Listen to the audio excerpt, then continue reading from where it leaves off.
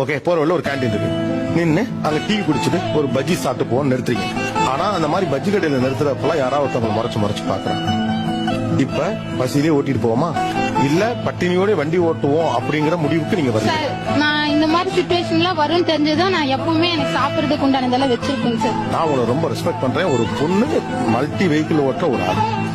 நீங்க உங்களுக்கு வேணுங்கிற உணவுப் பொருளை வண்டிக்குள்ளே வச்சுக்கிறீங்க. ஏன்னா எங்க இறங்கினா எதுக்கு வில்லங்க அப்படின்னு சொல்லிட்டு உங்களுக்கு உண்மையாவே எப்படி இருந்தா நல்லா இருக்கும்னு நினைச்சுப்பாங்க. கடினமா உழைக்கிற ஒரு ஆள் ஒரு டீ கடையை பார்த்தோன்னே வண்டியை விட்டு இறங்கி ரிலாக்ஸா அப்படி கொஞ்சம் ரிலாக்ஸ் பண்ணிட்டு அப்படி நின்று காத்தாட ஒரு டீ குடிச்சிட்டு போகணும்னு உங்களுக்கு ஆசையா இல்ல வெளியில இறங்காம பத்திரமா உள்ளேயே தட்டிட்டு வந்த வடையை இட்லியும் திங்கிறதுக்கு உங்களுக்கு ஆசையா?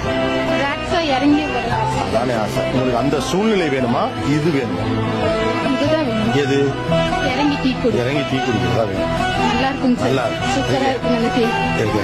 இப்ப நீங்க ஒரு வெளியில போறீங்க, ஒரு டீ குடிக்கணும்னு நினைக்கிறீங்க. வண்டி ஓட்டு தானே உங்க வேலை. நீ எதுக்கு டீ குடிக்கிற நான் கேட்க முடியும். ரைட் தானே? அப்ப 10ஆம் கிளாஸ் படிக்கிறப்பல ஒரு ஃப்ரெண்டோட ஏன் வெளியில போகணும்? ஃப்ரெண்ட்ஸோட போய் பானிபூரி சாப்பிடணும்னு நினைக்கிறாங்க. அது ஒரு நியாயமான சுதந்திரம் தானே.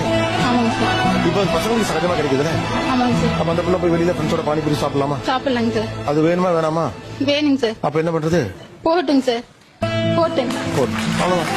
அவங்க மனசாட்சி இப்படி பேசுறாங்க.